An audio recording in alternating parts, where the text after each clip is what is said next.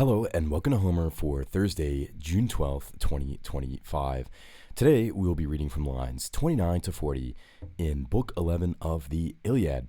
This will be a great continuation of Agamemnon's armoring scene. I hope you enjoy and thank you so much for being here. About his shoulders he threw his sword, studded with bosses of gold, and the scabbard was of silver with a chain of gold wherewith to hang it. He took, moreover, the richly equipped shield that covered his body when he was in battle, fair to see, with 10 circles of bronze running all around whatever. On the body of the shield there were 20 bosses of white tin, with another of dark lapis lazuli in the middle. This last was made to show a Gorgon's head, fierce and grim, with rout and panic on either side. Peridede moste faboste. The band for the arm to go through was of silver, on which there was a writhing snake of lapis lazuli with 3 heads that sprang from a single neck, and went in and out among one another. Fantastic. Let's sing it.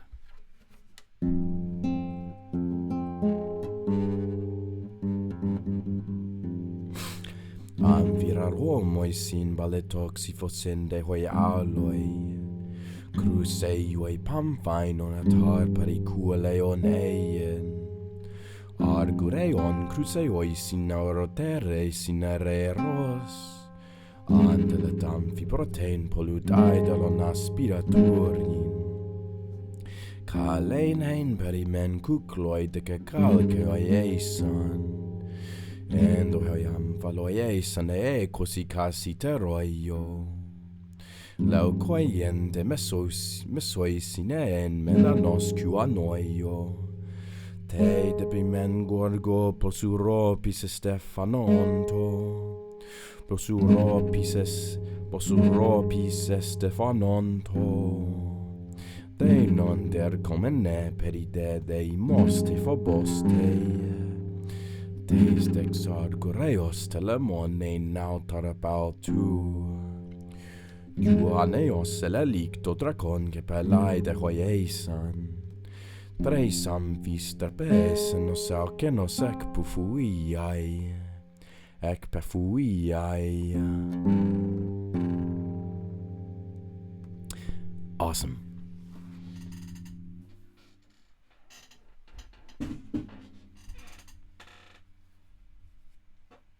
All right. Sorry about the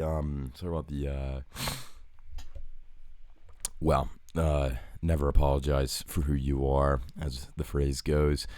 The allergies. But that's okay. We're going to make it. Maybe I'll sleep tomorrow night. What is cool about this passage? What do I think is interesting? Well, obviously we have more significant numbers. So yesterday we talked about significant numbers a little bit. We continue to see these numbers come and go. 20 bosses of white tin, casiteroio leukoi, and mesosine and melanos cuanoio.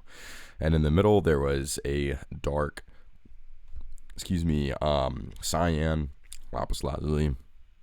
And then in this middle there is the face of the Gorgon, and it's staring out very angrily. Peridede moste faboste, and also rout and panic are on either side. I feel like that's that's another 3 there. Okay, just saying. And then we have 3 on the other side, right? There's a writhing snake of lapis lazuli with 3 heads, right? Kepalai de hoye santreis tis trapes henosal kenosek pafuiai. This is a cool word. It's a perfect participle. I don't know why it says syncope. I don't know what a syncope is. I don't know what's going on here, but it's this wee eye, right? It's pretty cool. So there's that's a cool thing. I mean, it just sounds cool. But it says pafuiai is kind of an interesting word here, right? So this is kind of like, they generate, but fool is a very important word in Homer because it's where we get physics from, right? So physics is fouein, which is, there's this idea that's naturalness is embodied in the word fool, right? And there's something, I mean, I think that the pair of 3 on the front and 3 on the back is, we have to ask ourselves, why. I mean, obviously the initial instinct is like, oh, well, you have the Blosuropis, right? You have this grim looking face of the Gorgon that is staring out very dangerously, very fearlessly, fear-makingly, Deinon, der Komene, right? And then you have, Demos, Stephobos on, the side, fear and strife, right? And on the other side, you have these 3 writhing dragons.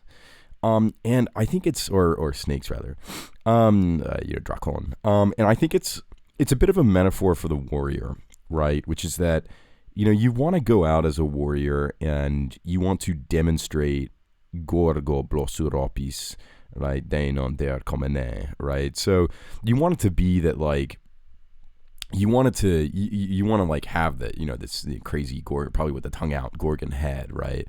And on the inside, though, I mean, it's not exactly, for the man himself on the inside, there's these intertwined dragons that have this sort of conversation that they're undergoing, right? And it's on this band of silver contra gold, which is interesting because, of course, gold is the, studded with bosses of gold up here. It's interesting because, gold is I guess is more valuable, but it's also more pliable, right? And so the use of these metals in ancient times is fascinating as far as like ornamentation versus like a real function.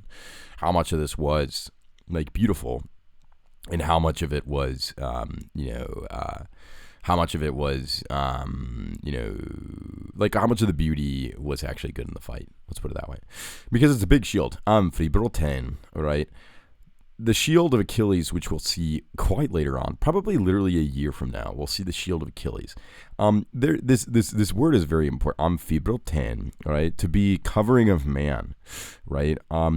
The shield can describe all of man as it covers all of man. Okay, it's not loading, but yeah, it's covered his body. Oh, here we go, covering the whole man. That's right.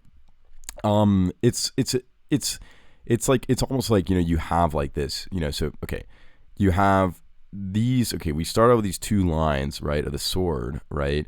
But then we have like this long passage that, or 3 lines. We have this long passage that starts with Amphibroten, right? And then it ends with Alkenos ek Pafuiai, right? And after that, we talk about the helmet. So the neck is almost like Alkenos, right? Sort of like seeds to the, the head, right? In an interesting way. But the shield is supposedly so big that it can cover his whole body, right? So it's a big shield, lots of gold, lots of tin, lots of lapis lazuli, right? Lots of interesting things to think about regarding the dragons on the inside versus the Gorgon on the outside. And that's where I'll leave you today. You can think about that for yourself as we continue to explore these significant numbers tomorrow and we get on the way to battle. Anyway, thank you so much for listening. I hope you enjoyed. I hope you find the prospect of a total man covering shield quite interesting, as I do. And I look forward to seeing you tomorrow. Take care and have a wonderful day. Bye.